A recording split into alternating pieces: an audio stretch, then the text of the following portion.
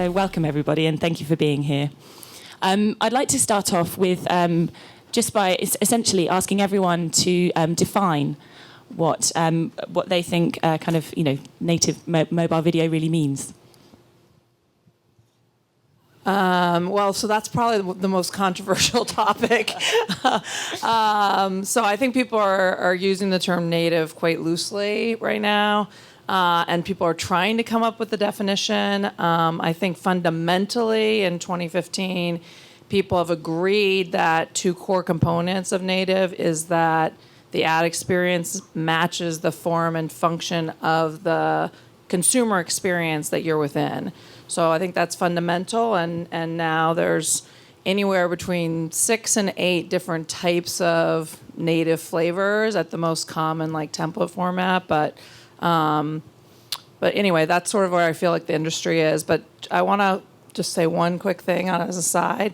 So I am from InMobi, and we are on the in-app side of mobile. So I think that as we talk about this, I do think there's a very big distinction between mobile web and the browser side, where native, I think, is a little bit further along, and maybe probably native video is further along, and the in-app side, which has a different path of convergence right now in video. So just to put that out there, that'll color my perspective a little bit differently, probably. Sure, I think form and function is important, but I think contextualization and personalization is actually the part that becomes key. Just looking like the site that you're on is important, but if it doesn't mean anything to the person that's looking at it, then it's not really going to do anything.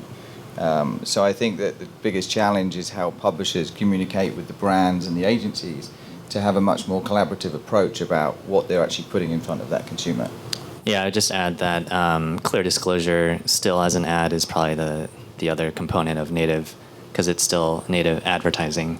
So there's always that line where you don't want to feel like you're tricking the user, or as a publisher, you want to clearly disclose that it's an ad, but still it's not a potentially standard ad unit that's very small and hard to see, but is in the news feed that you're potentially reading. So I actually agree. It's probably matching the unique design, look and feel of the site, but also clearly disclosed as an ad so that the user feels that trust is still there.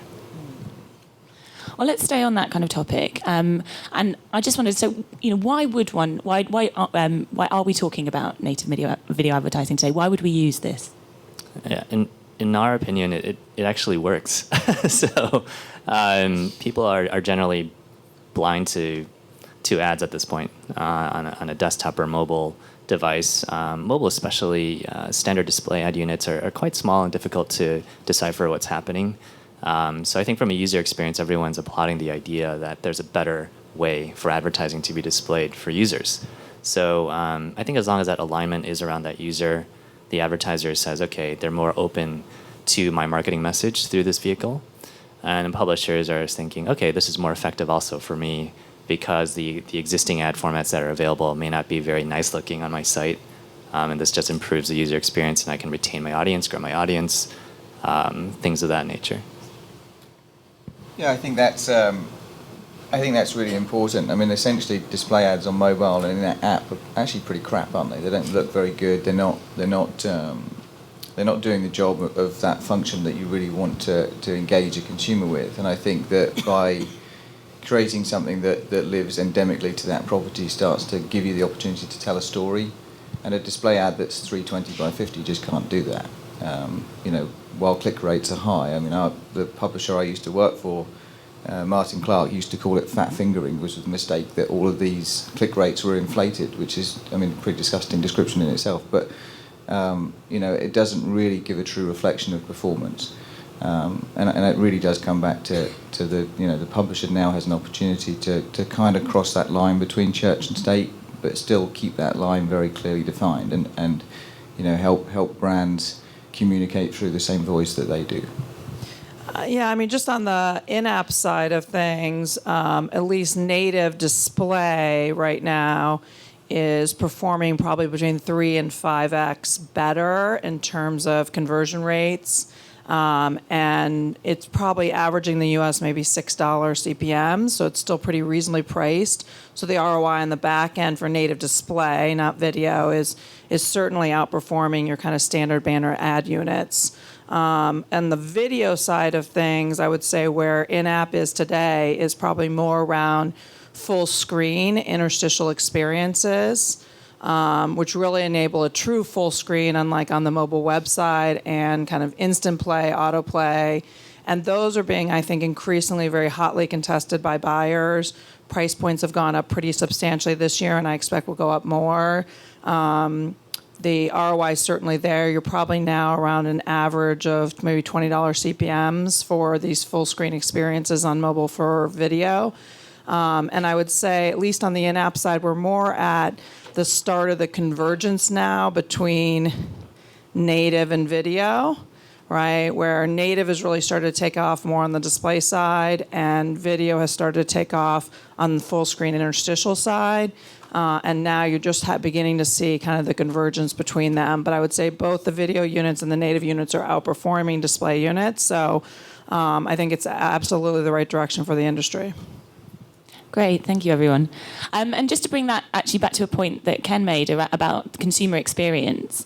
So, one of the one of the things that I hear quite often about native is that it's actually it's much more user friendly than your traditional banner ads or things that interrupt the way that the user kind of interacts with their mobile. Do you think this is true? I mean, do people really want advertising woven into their social feeds, into the content that they're using? Well, I actually thought Simon's point on it's not just form and function, that you have to think of the consumer and the publisher like that. I mean, I think this is a natural progression, right? You had chaos in early 2000, like the turn of the century. You had standards that came out. And now we have technology that enables us to hopefully better measure effectiveness, better understand value from a buyer's perspective. But in order to have that advertising more powerful, I think it has to get closer and closer to the consumer, closer and closer to the publisher. And I think you're starting to really see how much that's going to affect the industry. I mean, should autoplay, is that an option at the consumer level? You opt into autoplay, right? Facebook, you can opt into autoplay, but on Wi-Fi only, so that it doesn't cost you data. I mean, this is starting to put the consumer in charge of that advertising and what that experience is for the buyers, and it's very important that those kind of things need to be disclosed to the buyers as levers that enable these units to have better consumer engagement, better consumer acceptance, but that the buyer is aware of kind of what the differences are. So, I mean, that's sort of my take is we have to move that way, and that's what's happening. Now we have to figure out how to talk to each other. Yeah, I would just add, I think users are, they expect to see ads when they go to an ad-supported website. They may not realize that there's a value exchange happening there, that the content is being created through the funds of advertising revenues. But displaying ads in a more user-friendly way or social way is something that Unruly really believes in. I think it makes sense because you will eventually turn off that user if it is a really disruptive ad unit. Native kind of takes it to the other side where it's really seamlessly integrated, which is nice. And I haven't seen Facebook numbers fall at all since they've rolled out their native units, and I've just seen Yahoo come out with theirs and Twitter come out with theirs, and everyone else kind of thinking about how to integrate video specifically on their newsfeed experiences. And what we're seeing, at least on our side, is we're providing that technology to sites who don't have massive engineering teams in Mountain View or wherever developing their own version of it. So our in-feed unit does that for smaller publishers and medium publishers and large publishers who just focus on content. But I think native is accepted by users. I don't see a lot of flight from user bases on those big platforms who are being monetized now through video ads. I think that the challenge that comes from that too, though, is the pricing model. It's giving that marketer and the buyer the control to say, well, actually, if it's 3 seconds, I'm only going to pay you this much, and if it's 10 seconds, I'm going to pay this much. Yeah. And then I think that it really is content is king still. There's a huge challenge where brands create something and they just think that that's going to work. If I put it in the right place and I put $200,000 behind it and a video extension or audience extension buy. But the assumption that having great content means success, I think is lost on a lot of people. Publishers do a really great job of using their homepage as a shop window and saying that every day you come in, you're going to get more and more and more and more. And I think that the publishers who will succeed in the native space are those that put their hands up and really, embrace the marketer and say, hey, come on then, let's have this conversation. Let's talk about what your needs and wants are. Let's align those consumer demands with each other. And then we'll agree a pricing model on the back of that. If I'm not confident as a publisher that my work with you will not yield the same types of engagement that my own content will, then we'll do it on a flexible pricing model or a dynamic pricing model or whatever it might be. But I think that's the challenge that with video, and certainly native video, is how much do you actually get through when you're in that scroll. If it's a 30-second piece of really rich content, I challenge any publisher to say they get past a 20% completion rate of the number of users they reach. So that for me is the biggest challenge.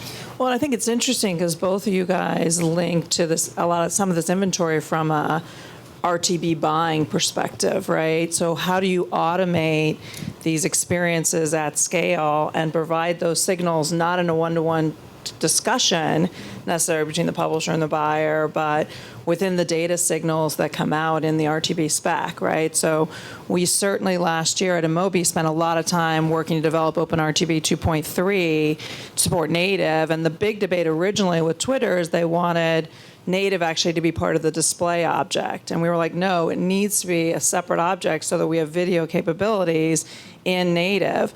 Now, what are those signals in addition? So right now in video, right, you have, is the inventory skippable? Is it non-skippable, right? You have these come out as signals, but if scroll now is the new skip, right, in the format of native, how do I, convey some of this in a bid request in order to make sure that these experiences can be, bought at scale with the right reach and targeting experiences that are wanted, Yeah, you bring up an overall point, which is I think the industry, members of the industry like us, are always almost a step or two ahead of then the industry organizations who are trying to streamline everything for everybody else. So what we're always seeing, because we're closest to the marketer, we're closest to the publisher, is actually that's not actually what we should be focusing on. Maybe it's this thing, and eventually then there's a discussion, there's form, there's definitions, and then there's a rollout. So that's a good sign, because that means that the industry is always evolving and it's always reinventing itself. But to the extent of scalable solutions and everyone speaking the same language, it is almost a function of the space that we're in around how quickly everything does seem to move in the space. For us, I will say that's the brilliance of native on the RTB side, right? And we have to, as a community, recognize it. It is enabling us to get to the creative attributes and the features of the advertising rather than carting around just pre-built ad tags. It is getting to a lower level of the experiences so that they can be made to fit what the consumer expects at the time. So I think that shift almost breaks you completely from the idea of an IAB standard. It's more, okay, what are those data signals to describe the experience that we need to convey? So it's a real change from tags to creative attributes, which has been happening in social. I mean, the funniest thing is you'll talk to people, are you doing native?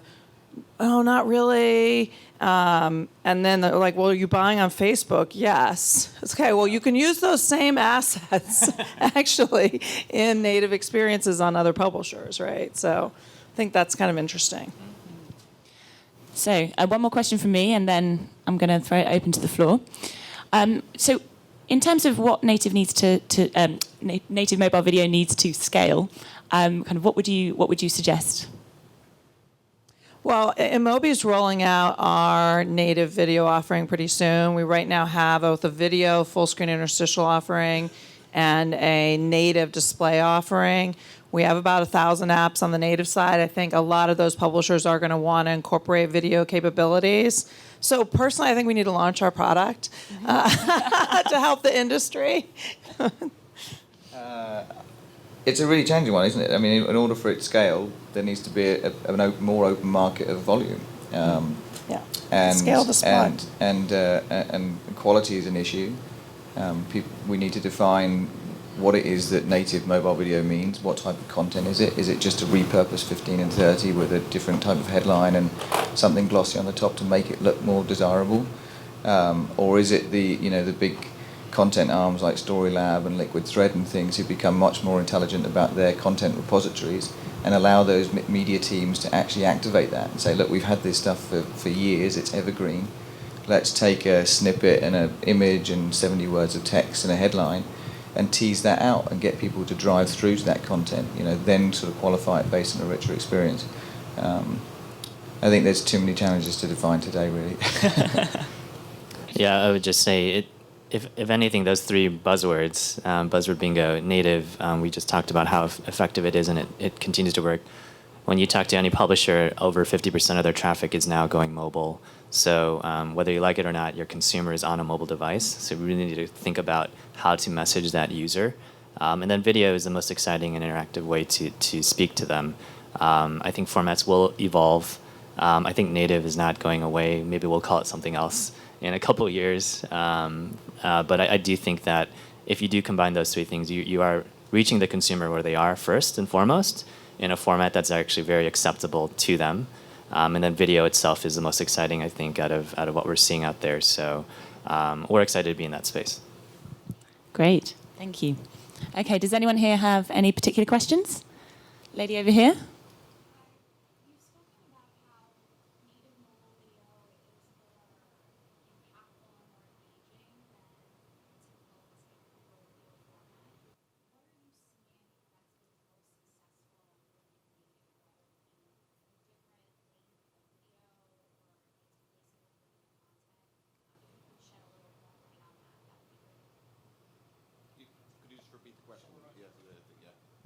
Okay, so you were asking what the big success factors were within native mobile video. Great.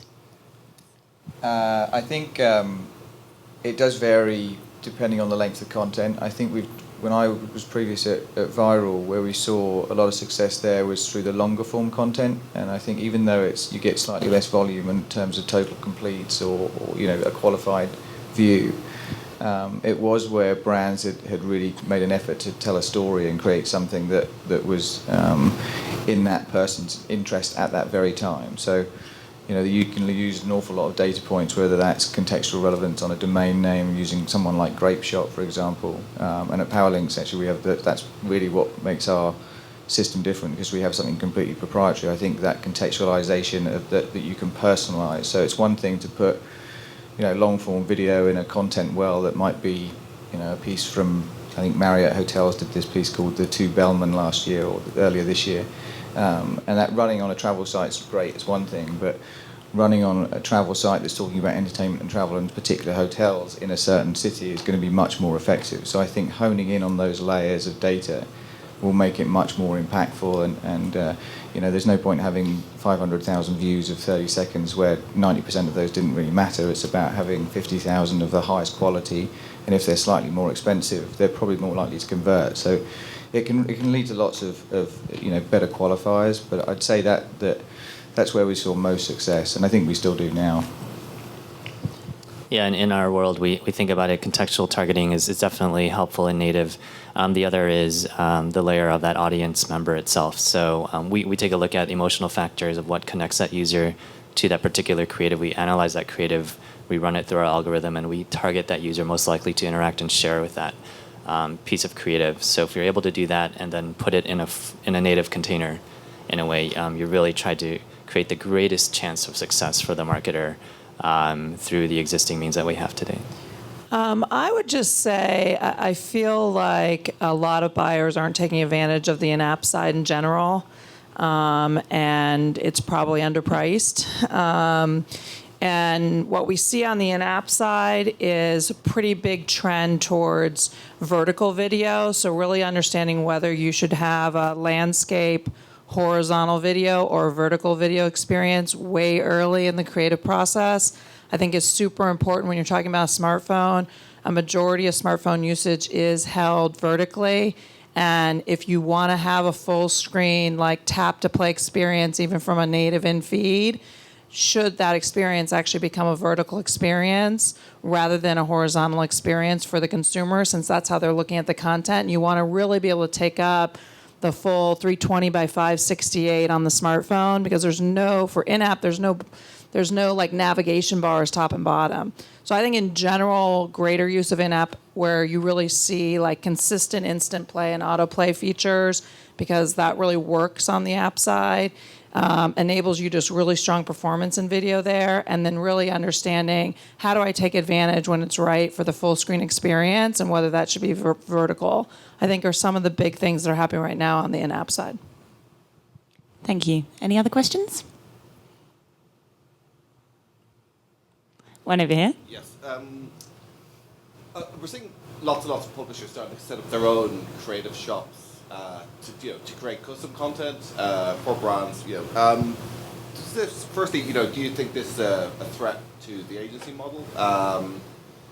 And secondly, is that a prerequisite for success with native, or is it something that you can fine-tune programmatically to make sure that the content genuinely is a native experience for the user? So just to repeat that for the room, are the new creative shops that are being set up between kind of publishers and agencies a threat to the traditional agency model? And sorry, what was the second part? Forgotten that. The second part was about... I've genuinely forgotten. I'll drop blank now. Well, let's answer that one first. Yeah, And then yeah, I'll come back to you. I don't think it is a threat to the agency model, actually. I think that I think publishers will do a very good job of creating custom content and content in line with what the brand is looking for, because that's their expertise. They know what their consumers like. They've got omniture data, up to their ears of what they could understand that how a consumer behaves. But the thing about native really succeeding is about it being scalable. So if you limit yourself as a brand to one publisher, you're only going to really engage that particular audience. And I think that publishers like the New York Times and the Mail Online and Telegraph and whoever else and ABC, BuzzFeed, it's going to be expensive to do that, and it's also a really time-consuming piece of work. So if you want to get full scale, you've got to go to 5 or 6 different vendors, and then native kind of loses its traction a bit, because I think it's really more about amplification of content and in real time. So it'd be great that publishers can do that on their own and help brands, but I think in order for the agencies to really make the most of what they've got, is take existing content, is work closer with their brands and help them scale it through channels like Powerlinks and Unruly and Inmobi to find unique data points across multiple channels and outputs. Well, especially because you see the real impact on frequency, right? So, I mean, in native experiences, if you hit consumers too often with that experience, I think the backlash is bigger. So while you can get great performance, at 3 to 5x probably engagement rate levels of display, I think if you overdo it and you don't really have enough reach and scale, and you're hitting the same users again and again in order to kind of get where you want to get to, it's going to be more problematic, I feel like, in native, which means that you have to figure out, how do I get a creative process in place that's going to enable me that scalability. So I did remember the second part, and I think you guys have answered that already. It was essentially related to the extent to which programmatic can make this a scalable proposition, and I think you covered those bases there. Yeah. Great. Any more for any more? Gentleman over here. What do you think of the implications of ad blocking for native mobile video, both positive and negative? And for the room, that was, what are the implications of ad blocking? So iOS 9 rolls out in a week, and there are big changes on the ad blocking side for Apple that are coming out as a part of iOS 9 that affect the mobile web side of things. InMobi is 100% on the in-app side, and there's not an impact right now in terms of ad blocking for the in-app side of the business at this point. Yeah, ad blocking will affect not just native, but obviously anyone in the advertising industry. I think Unruly is working very closely with the IAB. There was a recent workshop about ad blocking and what's happening out there and what companies are doing to now respond to that. So I think it's a little early to tell, but I think that it's definitely not going away, especially We see in Europe, Germany especially, high rates of ad blocking. And then there's a particular segment of users who are particularly focused on ad blocking. So I think it depends on what kind of falls out from it. But native advertising will be affected. And then there are solutions to get around it, and then there'll be solutions to get around that. So we'll see how it goes. But I think it would be naive not to think about it right now and be involved in the leading industry groups to discuss what's happening out there. But I mean, we have to move to more consumer first thinking on advertising in general, because whether we, right now in-app's not being affected by ad blocking, and that's where my business is. But at the end of the day, we have to, I think publishers are going to have to measure effectiveness not on eCPM and maximizing eCPM, but on overall revenue that takes into account consumer engagement and return engagements to their site, which means that whether ad blocking works in their channel yet, they need to themselves think about, how do I get that experience to a point that it's valuable enough to consumers that it's part of what I'm providing to them. I mean, almost at that level. So, and hopefully native is one step to trying to get there, right? Yeah, I think the publishers are probably already well aware of what the cost implications will be to them and how much revenue they potentially lose.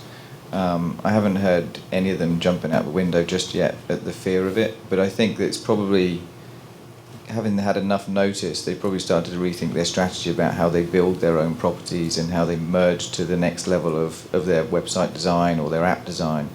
But that again needs to be collaborative across the media owners then, because at the end of the day, if you create something that is a non-standard ad unit, media buyers are not going to be very happy if they've got to go to create something new for each individual publisher. So in that template, there's got to be something that all the big guys do and speak together and say, maybe this will work for us, this isn't going to get blocked by ad block. Then 3 years down the line, iOS will do the same thing again and block that one, and it will keep changing. So it is, to Anne's point, it's very much about thinking about how the consumer looks at advertising, and maybe at some point there'll be an opt-in. People go behind a partial paywall and they'll say, if you want to have advertising to a certain degree, then you'll only pay this much, and if you don't want any at all, you have to pay X amount of dollars. I think there's still advertising on the New York Times, isn't there? But there's 1 million people that pay for that. So they've been intelligent enough to think about what works for them. So it's more about collaboration, I think. I was just curious, you said certain audiences it impacts more. Is it like younger males or? Yeah. Yeah. I have a 13-year-old, so. Yeah. Great stuff. Okay, I'm aware that we're kind of running out of time, so I'll take one more from the floor, and then I've got a final question for the panel. Anyone else? In which case, I shall round up. Okay, so just to round up, guys, the title of the panel is is this buzzword bingo, or is this the future of video advertising? I'd like you just to kind of summarise, kind of your response to that question, and then just tell me what you think the industry is going to look like in 5 years' time. I think this is a huge, super important move for the industry. I think we have to move in the direction of more integrated ad experiences, more publisher-led capabilities from the advertising side, more consumer-centric. And I think it's part of the evolution that we're doing and getting smarter at digital media. So, yeah, it's going to look a lot like this, and it's a good direction that we're headed. I hope it just doesn't go the way of it's the year of mobile, it's the year of mobile. We don't want to get 5 years down the line and find that we still haven't found a solution for it. I'd certainly like to think it is going to play a really big part, and not to be a skeptic, though. I just hope that people don't dig their heels in and create problems for the rest of the industry. But yeah, it will be a big part for sure. Yeah, I'd say those first two words are actually pretty big right now, native, mobile. But video is pretty small still on mobile. So I think in 5 years' time, we're really putting a big bet that video will continue to be a massively consumed medium on mobile, with the proliferation of higher speeds and greater device releases, and marketers pouring more money into video, shifting money potentially from other places they spend to digital.